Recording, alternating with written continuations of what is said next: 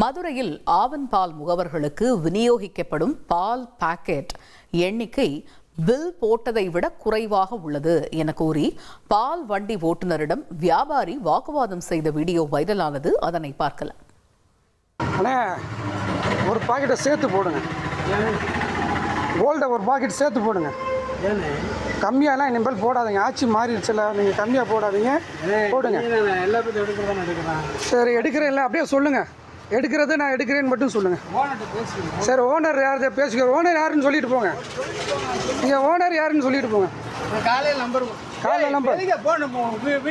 ஆமாம், நீங்கள் எடுங்க, நீங்கள் சொல்லுங்கள். எனக்கு எண்ணி காட்டுங்க. கோல்டு எத்தனை இருக்குன்னு எண்ணி காட்டுங்க.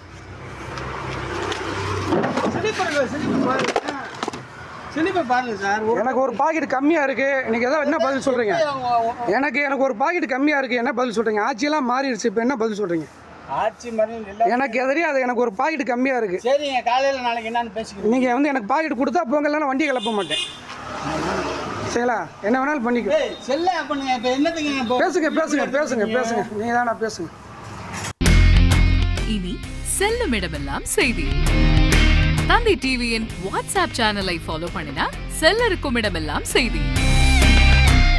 இதோ QR கோட் இப்பவே ஸ்கேன் பண்ணுங்க, ஃபாலோ பண்ணுங்க.